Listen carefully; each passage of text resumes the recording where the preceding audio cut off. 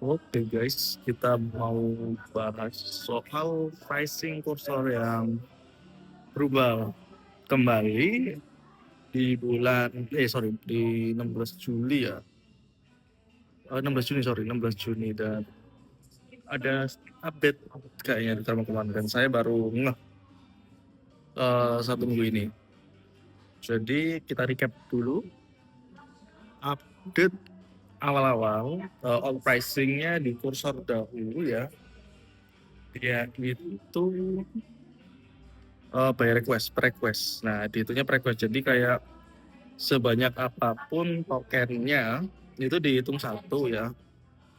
Nah, terus untuk bulan kedepannya yang baru ya, awal-awal yang baru itu rate limitnya di token dan itu hourly ya. Kalau nggak salah itu hourly, terus juga ada hard limitnya. Saya nggak lupa itu. Tapi yang jelas waktu itu kita bisa menjalankan Cloud Opus itu seharian penuh ya. Itu habis banyak sih. Nah, kemudian pricing terbaru ya, yang pertama itu dibatasi dengan token. Nah, dan sekarang sudah lebih jelas nih untuk pembatasannya kayak gimana. Nah, kalau dari yang saya baca di dokumentasi ya, ini yang pro aja, kita bahas yang pro. Jadi yang pro itu sama semuanya ya, ultra juga harusnya sama ini. Jadi limitnya itu bekerjanya itu per bulan ya, limitnya itu bulanan. Nah, dia itu hitungannya yang saya baca ya, itu berdasarkan budget. Berarti dolar atau seberapa banyaknya token yang kita gunakan atau pakai. Nah, kalau untuk limit cap-nya sih belum ada kejelasan ya kayak berapanya. Cuma dari yang tes yang kita lakukan risetnya kita itu di angka $106 baru riset, termasuk cukup oke sebenarnya. Dari kita bayar $20 terus jadi cuma dan dapat $100 itu cukup oke sebenarnya.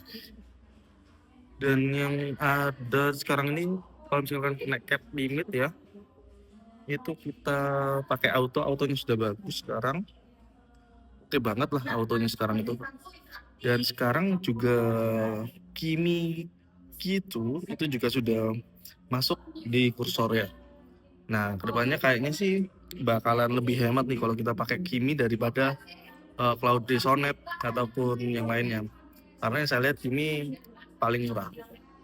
Itu. Terus kenapa kok dilakukan bahan sebagai bisnis owner ya? Sebagai yang pernah juga saya berbisnis itu, ini hal tindakan yang masuk akal sih. Dan saya yakin untuk IDE yang lainnya ya, itu kayaknya juga bakalan sama sih ke depannya. Nah, karena hitungannya itu kan sebenarnya hitungannya kan itu mereka mensubsidi ya dari yang kita bayarkan. Misalkan kita bayar $20 terus kita bisa menggunakan sampai $100, itu sudah cukup generous banget sih menurut saya. Nah, karena kalau saat ini itu lebih gimana ya ngomongnya ya. Kalau sekarang itu memang yang saya lihat ya untuk semuanya ya, semua ID itu yang bukan tipe bring your own key ya, itu memang kayak lagi bakar-bakar duit sih. Jadi saya percaya untuk bisnis jika bisnisnya ingin sustainable, mereka harus memberikan sebuah batasan yang jelas, ya memberikan batasan yang fair juga terhadap user, sehingga user sendiri itu merasa aman, nyaman ya, dan juga bisnis juga bisa berjalan. Ya percuma kalau dikasih banyak terus tapi ternyata nggak sustain juga. Nah, makanya mungkin kayak gini ya. Mungkin teman-teman ada yang pernah makan all you can eat gitu ya di Hanamasa dan lain sebagainya. Nah, kalau dulu katakanlah itu satu kali jalan bisa ambil sampai 10 kilogram daging. Nah, sekarang dibatasi.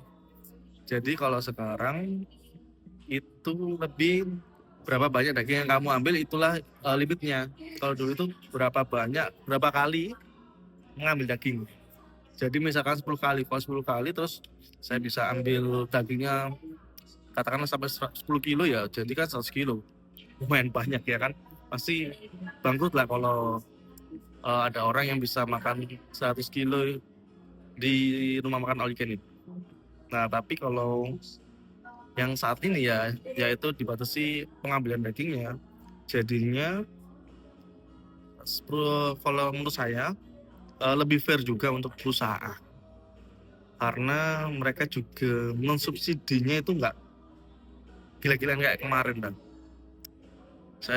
saya percaya ya, kecuali ada tanda tangan di belakang ya, janjian di belakang yang memang bisa bikin murah, nggak tahu lagi.